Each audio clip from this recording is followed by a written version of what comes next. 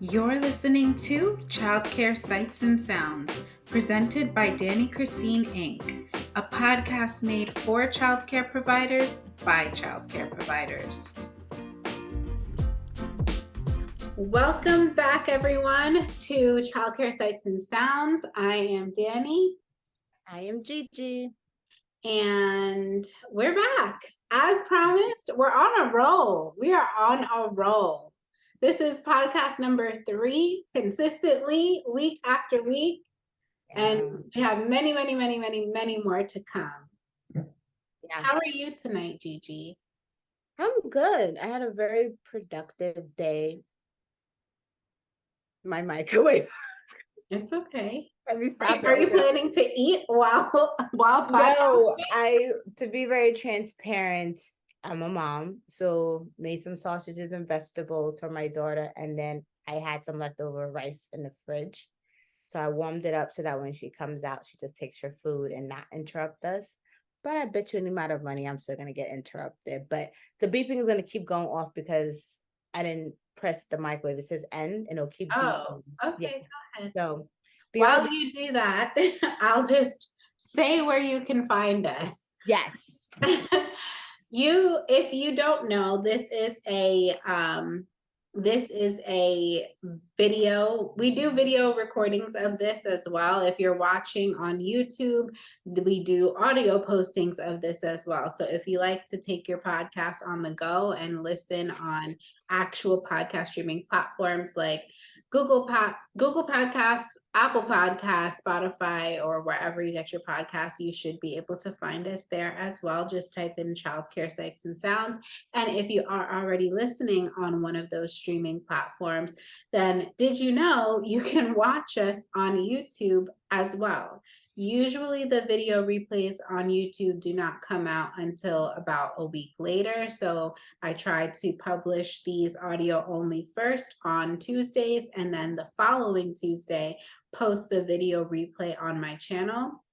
Sometimes you might get exclusives on one or the other. So watching or listening and doing both, actually, you'll get the whole content, with all the context of the content.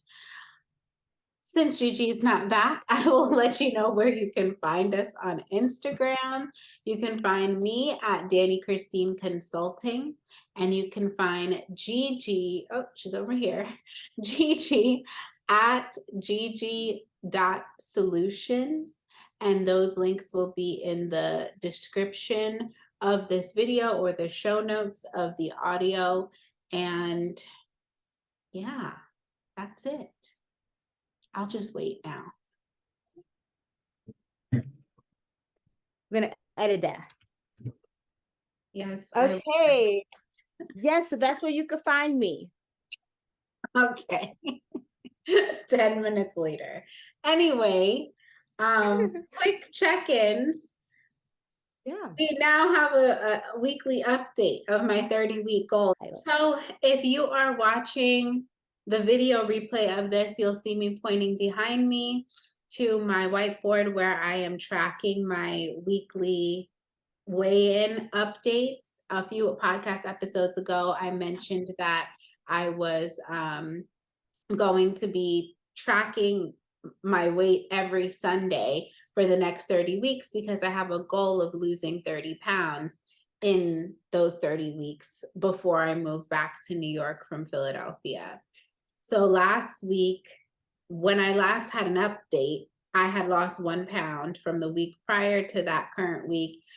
But this past Sunday that just passed, I remained exactly the same. And I think it's because while I had been working out pretty consistently, I'm not really focusing on what I'm eating at all. I'm just it's hard for me to prioritize eating the right foods and then also just eating at all. Yeah. Have that in common. Yeah. I don't like to eat before working out because I feel like I'm gonna throw up. And I don't know. After I'm done working out in the mornings, I'm rushing to like shower and sit down and start working because like now it's already after 9 a.m., you know? So that's where my struggle currently lies. Yeah, I could relate. It's now as of lately because I've lost too much weight. I'm literally forcing myself to eat. Like whether I'm hungry or not, I've been doing good so far this week. I had lunch twice this week. That's big. Actually, three times today. I forced myself to eat today. Sometimes you just gotta force yourself and squeeze it in where it fits. I was literally eating and mapping out a guide for an onboarding I'm doing tomorrow, and then finishing up my food and yelling, or not yelling, but getting a staff attention as they're walking out the door because I want to quickly talk to Probably them. yelling. That's That needs to stop. When I go to visit when I go to visit our third location, which Gigi's currently the director of, I'm looking at her like she's crazy and she probably doesn't even know because you'll be screaming across like you're trying to scream from to my the end of office. the building. From the office, like pick up the walkie-talkie. Sometimes I feel like they don't hear me, or if I hear like they're in ear length before they like before I forget that I needed to talk to them, or before they get into their day, I'm like, wait, hi, Miss, is that you? Can you come to my office? And I'll just grab a hold of her while I can. But yeah, I do that if it's like really important. But other times they're like, okay, hey. You know what that reminds me of? How What? you used to make fun of me because I said I didn't want to get up and walk around my desk. That is exactly what is happening. Oh my goodness, how the tables have turned. I used to literally make fun of Dani because she didn't want to go around a couple of inches. Now I don't even want to move and leave my office. I'm mad you remember that. Please do not be yelling and screaming in front of the new director and set that tone. No, not at all. Not at all. It's literally, you know what it is if I need someone and I keep either forgetting them or they're busy and keep passing me, I'm literally going to be like, okay, enough is enough. I'm grabbing you right now. I need 15 minutes of your time. It has to happen right now. But no, it's not as common or frequently as you think. It really isn't. I like it quiet so I can listen to what's going on. I really do. Yeah. Mhm. So the first episode that we came back, so 2 episodes ago, when I mentioned that I would be doing these weekly updates with my weight, we ended the episode with you saying that you were going to figure out a goal for yourself and that we should revisit it. Yeah. Have you thought about it? I have actually thought of two goals for myself.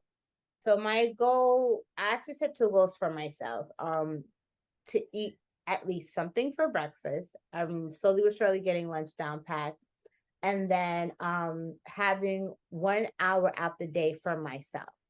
And when I mean for I like myself, yeah, for like when I say for myself, anything I want to do. If I want to take 1 hour and yes, continue to work, I know that's what I want to do with my 1 hour. If I want to take that 1 hour and go outside for a walk, I'll do that. If I want to take that 1 hour and close my door and lock it and play music, you haven't caught me yet. Oh, But you're talking about your work day, an hour out of your work day? whether it be in during my work day or after work day, I need to Because for figure the out an record, hour. yes, you do need to schedule break time for yourself. Yeah, that doesn't always happen. For the record, it does happen. What break time I have? You create your own schedule. I'm saying you need to schedule a break time for yourself and Oh, make sure that also gets done for the new director that's coming in. Break times are mandatory and should be followed for the record. for the record. By choice. I understand legally. So I'm not gonna be like, girl, she'd be having me working, I ain't getting no break. No, it's not gonna be any of that. But yeah, just scheduling at least, whether if I'm able to squeeze an hour while I'm work, if I don't squeeze it in while I'm at work, even in the evening after work, after I put her to bed, an hour for myself to do what I want to do that's gonna make me happy. So that's the goal. Okay. Anything an hour that would put my mind at ease or just put a smile on my face. So not sure what I would do in my hour, but I know the goal is for sure that it's going to make me feel better. Yeah, I love that goal. So now I'm going to ask you what you ate for breakfast and what did you do yesterday? Every day. Okay. I had a cup of coffee for breakfast. I'm working on it. Okay. I'm working on it. I had a cup of coffee for breakfast. I had a sandwich for lunch yesterday. And I had to walk to get the sandwich. So I walked an additional 15 minutes just to enjoy the cool air before it gets even cold. Nice. Yes. Nice. Well, moving on to childcare related things. Late yesterday afternoon, arguably in the evening, after I would think the state has closed down for business, we received an email that stated, and you also got it because you forwarded it to me today too. If you're a New York-based provider that provided childcare to children receiving or families receiving childcare assistance, meaning subsidized childcare like DSS or ACS or anything like that, in 2020 or 2021, a very specific range of dates, you could potentially get a grant, depending on like your program standing, company standing, yada, yada, yada. You may be eligible for another grant, which is awesome that there's money that the state is continuing to give out for various reasons. Honestly, though, when I saw the amount of money that this specific grant was, I chuckled because like they're giving out up to, so literally it says, what does it say? Hold on, because Girl, you better, if it's a dime is extra. no. Yeah, I'm not laughing. I'm not laughing like at it as if like I'm not grateful, because I'm definitely grateful. I'm frustrated because but you feel like it should be, they're basically playing us, not realizing this. let me tell you exactly what this is. They're giving up to $3,312, up to that $3,312 for this specific grant opportunity. And the reason that it goes up to that amount is because it is based on the youngest child. So you could get, it's two grant payments, one for the time period of, you know what, I'll get really specific. I'll get super specific here. Sounds like this has been on your mind. I mean, since yesterday, we're doing a podcast. April 1st, 2020 to March 31st, 2021. That's the first time period. And then April 1st, 2021 through November 30th, 2022. That's the second time period. So if you had children that, at least one child that was receiving a subsidized payment for your program, whether you're home daycare center, school age, whatever, if you had one child that was a subsidized child in time frame 1, you could get a part of that grant.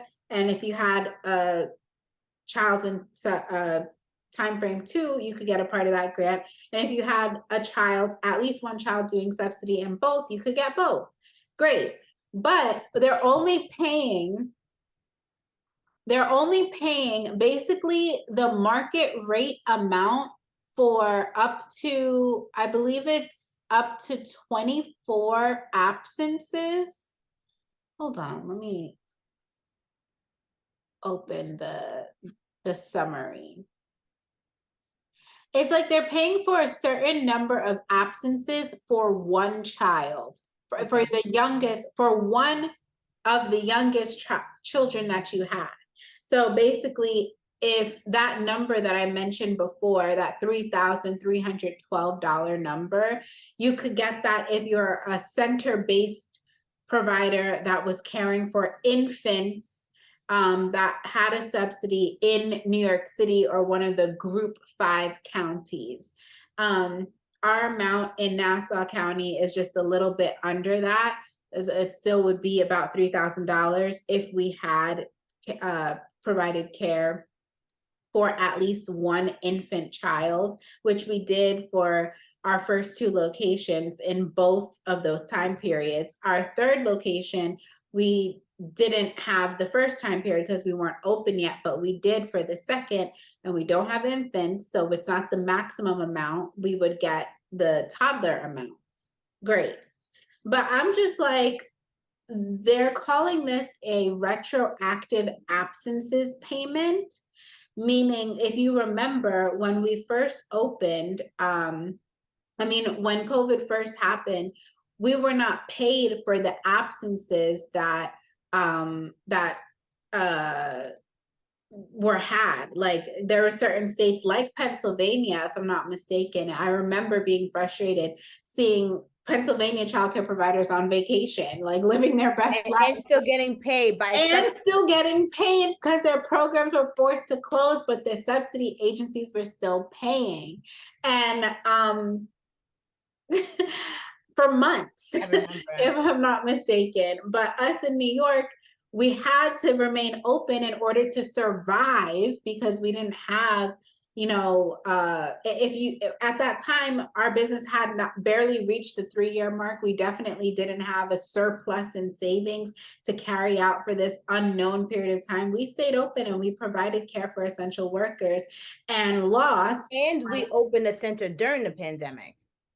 Yes, and we lost 60%, about 60%-ish, give or take, of our enrollment for that first location during the months of March, April, May, and it started to pick back up around June a little bit. I got cursed out.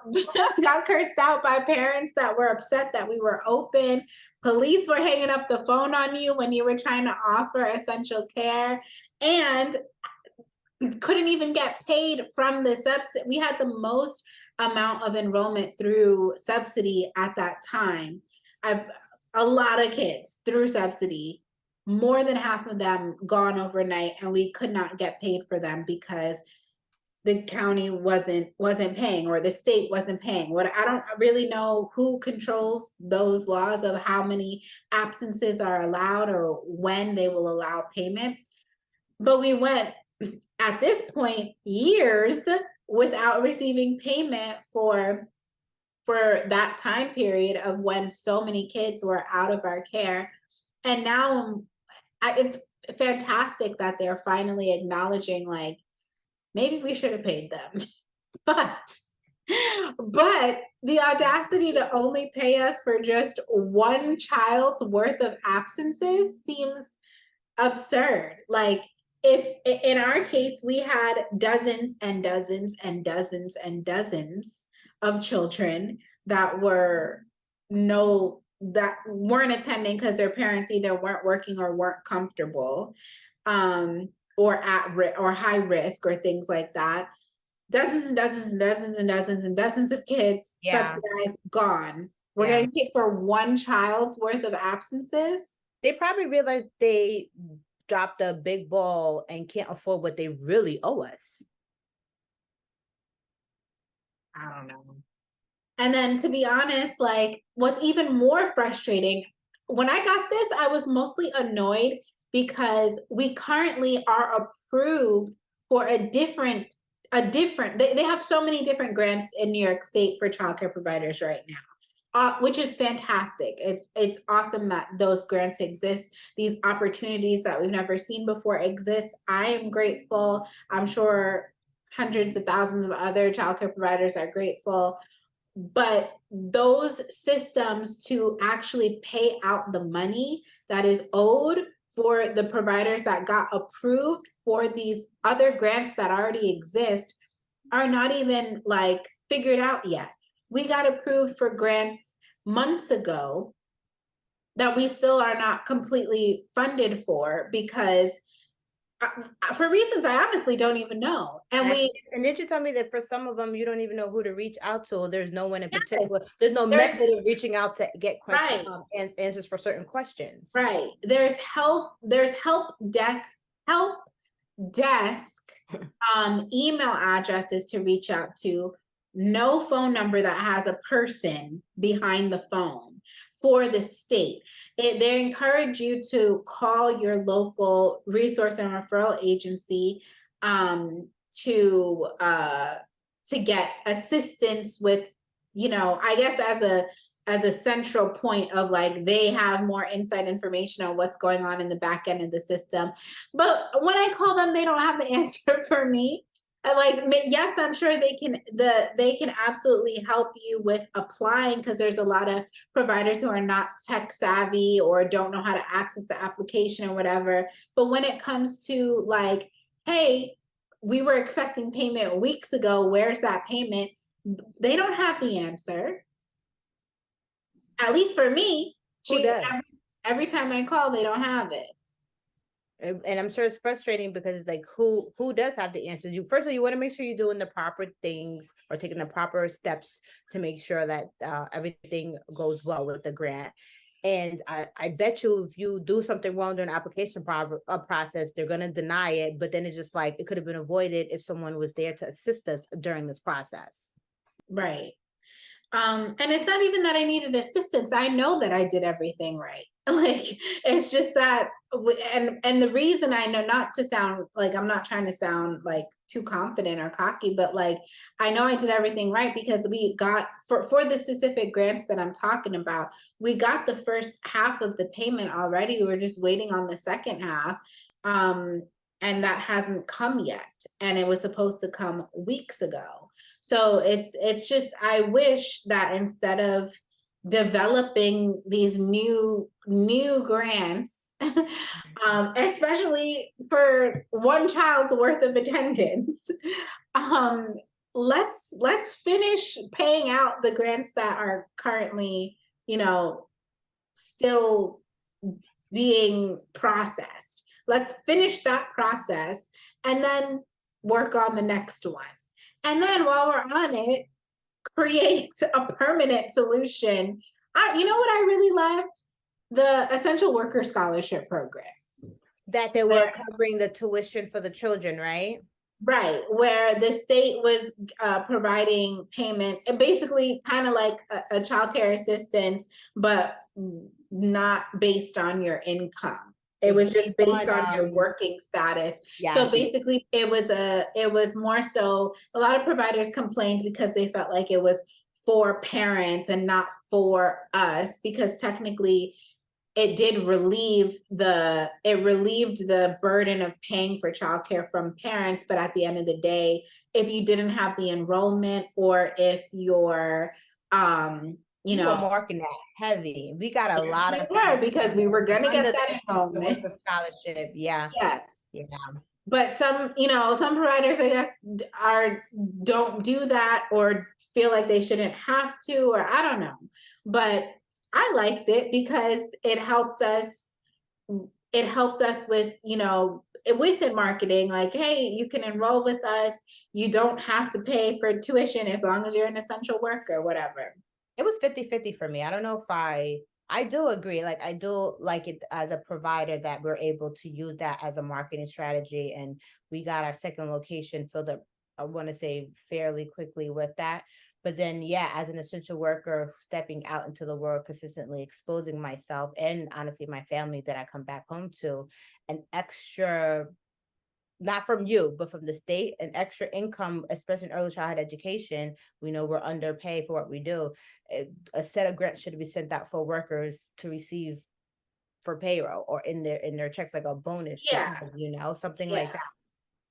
And I think that from the talks, like the hearsay that I'm hearing, that something like that is maybe coming down the pipeline, like universally on a federal level, or like possibly statewide. I think there is this movement for universal childcare. There's definitely people advocating for it, for, trying to make sure that parents, regardless of income, have access to, regardless of income or employment, have access to childcare, just like, children 5 and up have access to public education.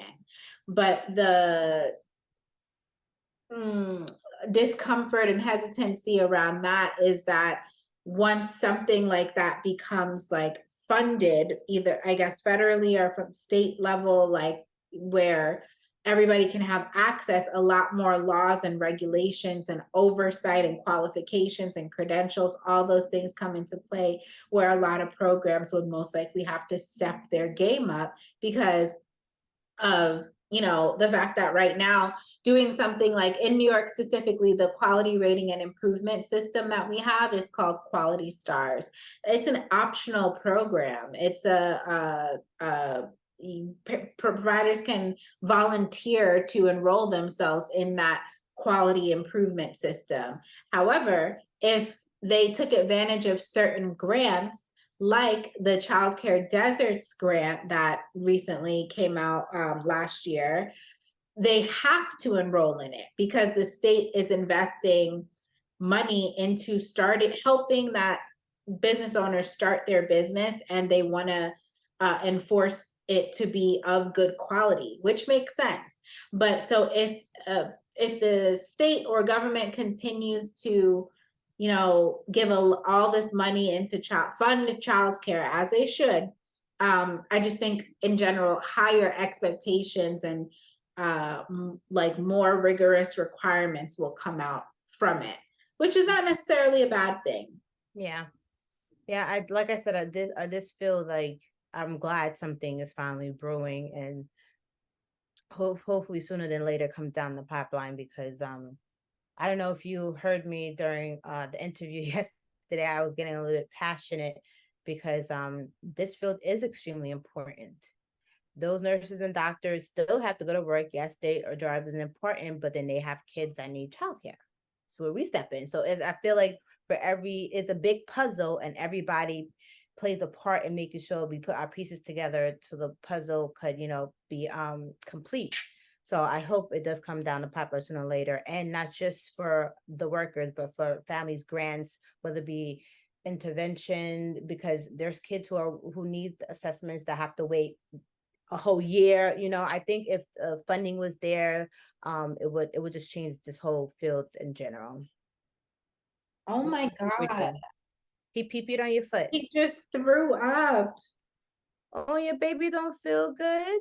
He didn't even gag or nothing. He did. That's why I looked down and I wasn't expecting to see that. Hold on.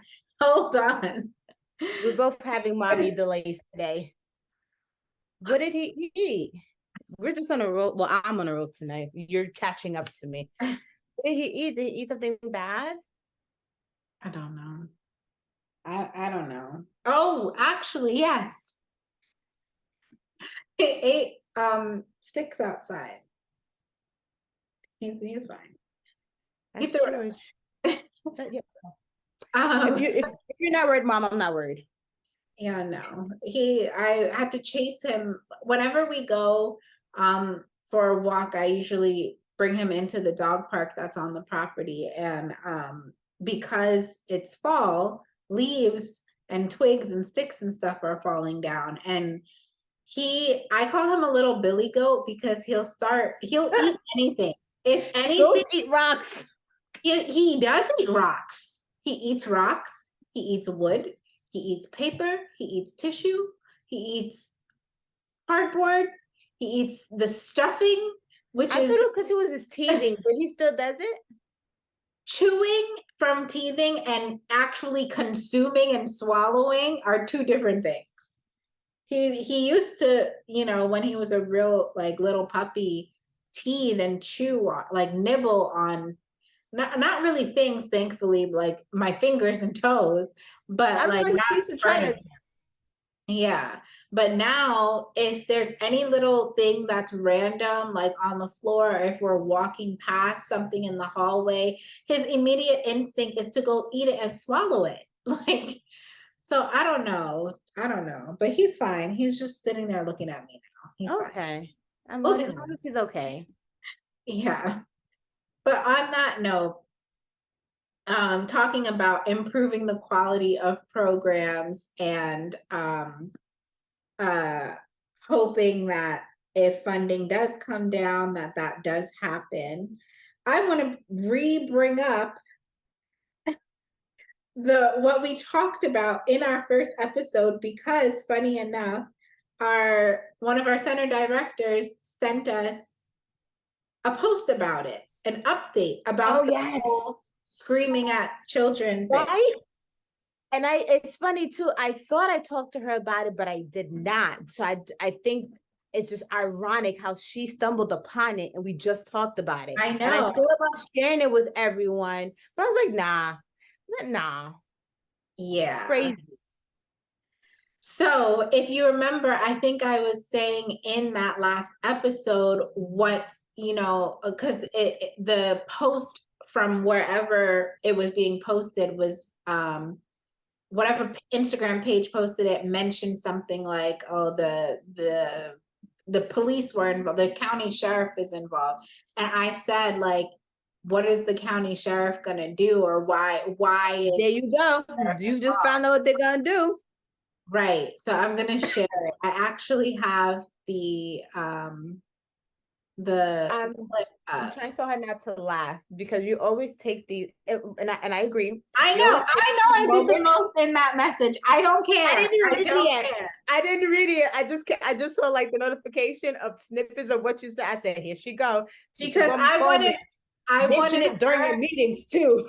I wanted her to know that this wasn't just a little jokey joke. This was serious, and like, these are the consequences. I think we just talked about it. They never know it's that serious until it becomes serious. So let me share my screen and read out what we just found out. I don't know this Instagram page. Credit to that Instagram page. But it says 5 daycare workers have been charged with child abuse after a video of them scaring small children with a scary mask went viral. The incident occurred at yada yada yada center. At least one of the parents signed felony child abuse affidavits on Wednesday, and on Thursday, a judge issued warrants on charges filed against 5 of the daycare workers by multiple sets of parents on behalf of their children. 4 of the workers each face 3 counts of felony child abuse and for their role in the incident, while one faces 2 charges of failure to report abuse and simple assault against a minor, both misdemeanors. Which one you think is the director? I don't know. I definitely try to figure out who had the mask on, because whoever had long hair, I think it was the first one. But it's the comments that had me. It's not funny, but if you read the comments, it's the comments that kind of had me a little bit funny, because everyone is saying the same thing you said at first. Like, is it that serious? Oh my goodness, when they go trick-or-treating, are they gonna press charges for some going boo to their kids? Like, everyone is like basically had the same mindset you had at first, but then it was some quick correction. I didn't have that mindset. Right. That it was no big deal, or why I was just wondering. I didn't know what could happen from that, it. Yes, I didn't know that this could be considered child abuse, like to be charged with it. Yeah, it is. Well, it's multiple. After reading it, multiple things. It is child endangerment. People don't realize there's child endangerment is also trauma. It's also emotional. It's not That's just true. physical. You know what? That's verbal. Absolutely true. We did a training. I don't know if I could mention the training, but we did a training how trauma starts from just birth, couple of months. People don't realize that trauma and children start very early on, and it follows them, and then they're wondering what's wrong with my kid. Well, at 6 months old, when you guys were blah blah blah blah blah, not to make fun of it, but they retain that emotion. And like I was saying in the comments, yes, some of them were funny, but they were real parents who were in there, and it makes sense. They don't send their children to daycare to be terrified or traumatized, because when it's time to go to bed at night, they're crying. You're wondering why they're crying, why they're acting so scared, why they're being so emotional, or just being scared to even go back to daycare. Because I'm gonna be honest, it was my kid. I know for a fact I may get her to relax at home and figure out a way to get her to school that night. But I know for a fact the minute I pull up to that center, she's not going back in there. Yeah, there was I actually, in searching for topics to discuss today with you, I typed in the word daycare into TikTok, yesterday. And when I did that, there was basically like news articles that popped up about this situation. And one of them was covering the fact that the parents, one of the parents of the kids here, like the set of parents came together, invited the news in, and talked about the trauma that her daughter was experiencing and how she has that same face of terror every single night when she tries to put her to bed. It's really crazy and sad and unfortunate. So when the director sent this to us a little while ago today, I took that as a Are you gonna read what you said? Are you I gonna am read gonna read what I said because I'm so serious. Let me read it. I'll read it. I think No. Let me read it because I don't want you to misconstrue what I said. This is honestly, this is for everybody to listen. Everybody listen. Because anybody that can hear my voice, listen. This is part of the reason why I'm always so anxious, okay? Because little things that seem little, like this, look at, did you see the faces? Did you see the faces behind bars? Yeah, and you could tell they were crying, like emotion. You could tell they were going through it. Yeah. So I said, take note how, well, I said 3 because I quickly skimmed it and didn't realize it was just one. One of the 5 that are being charged, one of the 5, this is not grammatically correct because that's how upset I was. I said, take note, what I was trying to say was take note how one of those 5 that are being charged because they failed to report, not even because they themselves did it. This is why documentation is so important, and you should absolutely bring this up in your next staff meetings, how something they probably thought was so lighthearted and just a joke or no big deal turned into them going to jail. Crazy. That's what my response was to this message. It just, yeah, it is really. I know some people are like, oh my goodness, not that serious, but it is when your child is in a licensed child care center and True. there's regulations to follow. It's not all what I think or what I feel, it's what the state is requiring you to do when things like this happen. Right. And I'm sure the parents was like, I think I read it, one parent had made like sign, and that's what led for them all to be arrested. They didn't need all the parents to agree. It just took one, and it changed 4 or 5 people's life. Yeah, of course. If they obviously stories are gonna snowball, like if they're getting traction, and those parents had the right to do exactly what they're doing, like. Absolutely. But of course, if the story is picking up and if they weren't planning on doing anything, but they heard so and so is doing whatever, they're gonna get what they can from it, as they should. Yeah. Um, What would you do as a mom? I don't know. I'm not a mom. I really don't know. Hey, if they did that at George's daycare and George is traumatized now, what would you do? You know what's crazy? I have been having nightmares about things happening to George and waking up terrified. Why? I don't know. But I love that dog so Stuff on the much. internet and social media. You've been reading too much. I don't know. I don't know. I don't know. I don't even want to know what kind of I stuff. don't want to talk about it. Honestly, I'll start crying. Well, Georgie's okay, please. Yeah.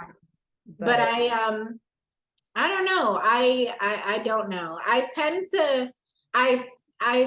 tend with most things when it comes to like having bad in general, and nobody take this out of context, but like when it's me experiencing a bad customer service experience from someone else, like from a different business, if I'm the customer and I'm not happy, I often think about like times where our customers as parents are not happy and how they come off about what could be considered, something kind of trivial like a missing sock or something like that. Nothing like this traumatizing experience, but like how parents are ready to blow things up for a lost toy or whatever. Take his sweater off.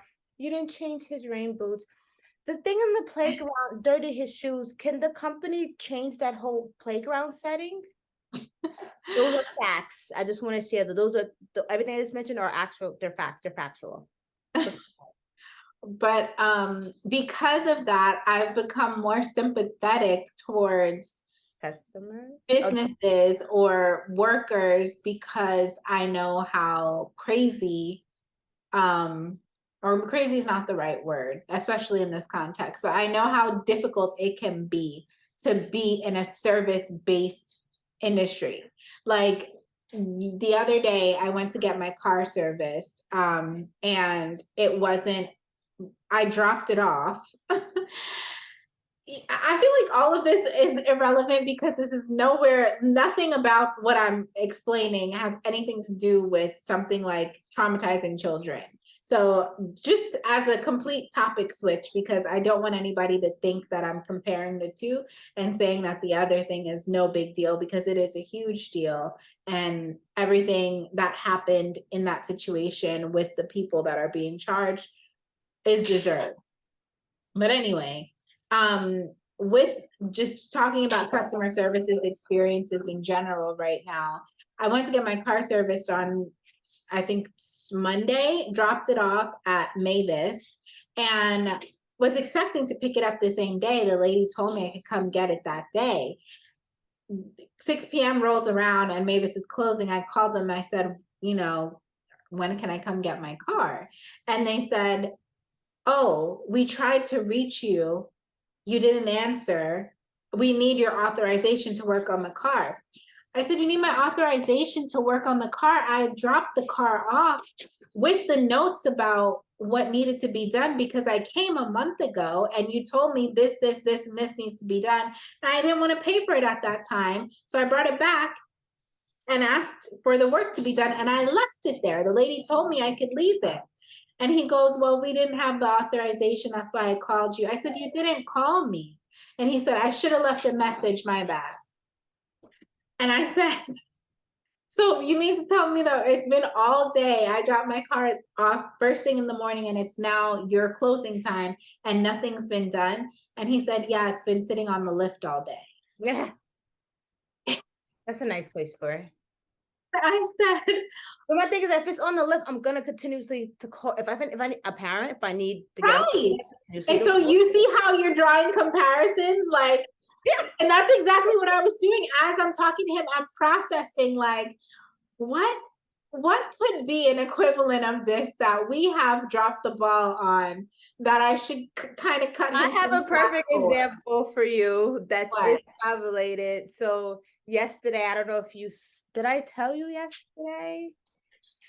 I don't know. I tell you things that you need to know because I know how your anxiety. Hold on. While you explain that, I'm just going to turn my camera off so I could feed George and he could stop making noise. No problem. Tell the story. So yesterday we dropped the ball on a sippy cup not being sent home. And I know people are like, a sippy cup, what's a big deal? But it is a big deal to a parent. And if it's a big deal to them, it's a big deal to us. So I made it my business at 7:30 at night to get in our transportation vehicle and made our driver drop off the sippy cup to the parent because she made it very clear that's his only sippy cup. He has no other sippy cup for the night. What is he going to drink his milk in? And we dropped the ball. We forgot to give it to him during dismissal. And it's now evening time and she needs her child to have her sippy cup to get ready for bed. So I'm going to extend that courtesy and make it my business as the provider to get her what she needs. And that's what I did. They're wrong. They should have continuously to call you. Hey, when can I start working? I would want this car out of my garage. It's been on a lift all day. Right. I want to get it done. Yeah. And that's exactly right. That's a good comparison. He was like, you can, so I asked him, I said, what am I supposed to do?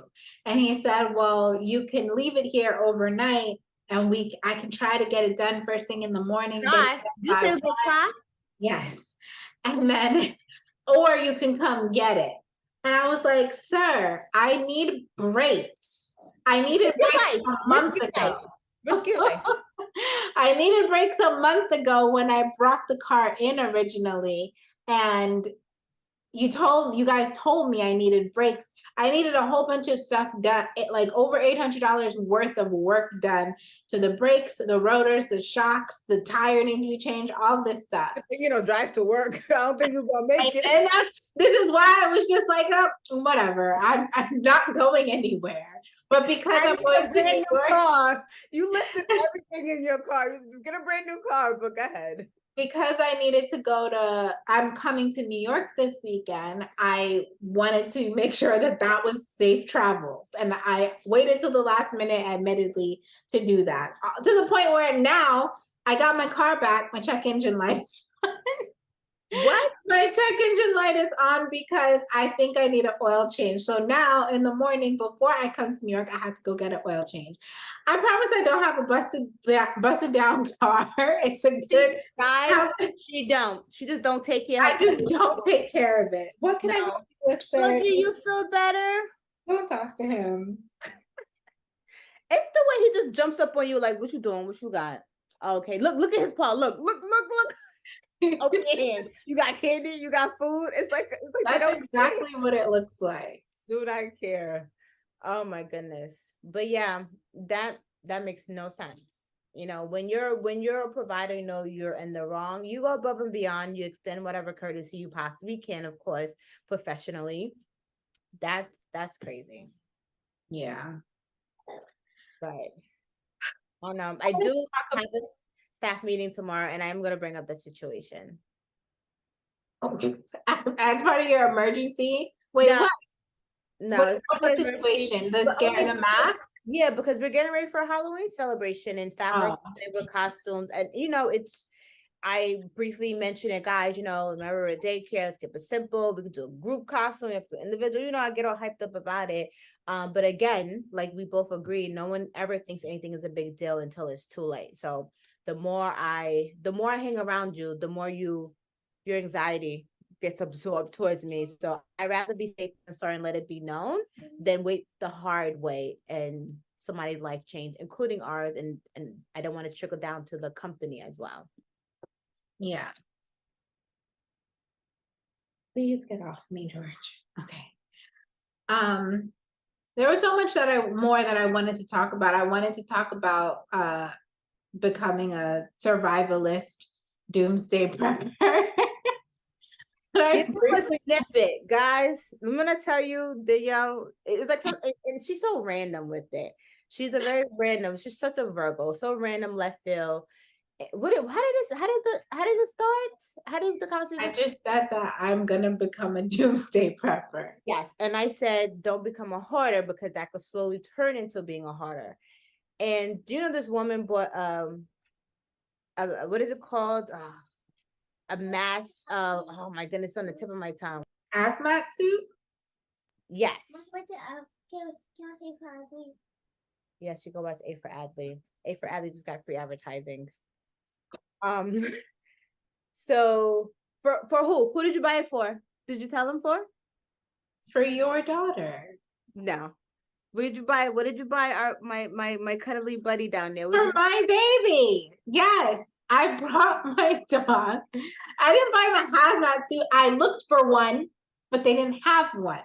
So instead, I bought a long sleeve, like doggy fleece, and a raincoat with a hood, and leather boots, and a filtered mask for dogs. So this is just in case we step out and there's like a biohazard, or is it just like This is because you know what? I'll be honest. This morning when I brought this up in the group chat between you and one of our center directors, the reason was because I woke up at 5 o'clock in the morning, as sometimes I do, opened my phone, as I shouldn't do, but sometimes do, got on Instagram, and I saw a video from Chris Cuomo. Do you know who Chris Cuomo is? Yeah, isn't he the governor or a mayor? Something from the state of New York. That's his brother. His brother was the governor of New York and no longer is. Okay. Was Chris he back on Cuomo. CNN? He was on CNN, I think, and then I think he might have been fired or forced to resign a few months ago, and now he's on a different news Oh, I station. didn't even know that. Okay. Um, but he basically was talking about Russia and Ukraine in this Instagram. He posted a snippet of his news article, and it was like 5 minutes, 5 minute long video, not article, news segment. There's a 5 minute long video about Russia, Ukraine, how the US is preparing for X, Y, and Z. I won't even get into it on this podcast because I don't want to like spread fear. Because I also don't want to even think about it. But because of that, I was like, you know, I'm really out here by myself. I'm really out here by myself, living alone, and God forbid something crazy happened. What am I prepared for? How am I going to protect George? You didn't see what the director chat put in a group chat. Oh, I'm not gonna survive this. Just accept your fate. No, because if somebody needs me, So you're like, telling me you could prepare yourself to survive what you think is coming I don't think logically. anything is coming because I'm not putting that energy into the universe. Nothing I think is coming. I just like we have emergency first aid supplies at the center. Yes. We as citizens of the world should have emergency first aid supplies I do at agree. home. At least a case of water, some Band-Aid flashlights. Right. It could be. I Look at what happened in agree. Florida recently. I was looking at TikToks a couple weeks ago from the people that were in those hurricanes in Florida, where they were like literally sitting on top of their dressers. Yeah. Yeah, like just, can you imagine? How No. do people live in states like that? Well, why would you live there? Like where and Why would you live there? Florida. Yeah. Why would I live? I wouldn't live there permanently. Not permanently. Yes, for Okay. clarity. Yes. Okay. I wouldn't live there permanently. I wouldn't I wouldn't want to buy a home there. I wouldn't want to buy a home. Want to live there for like a month or two though.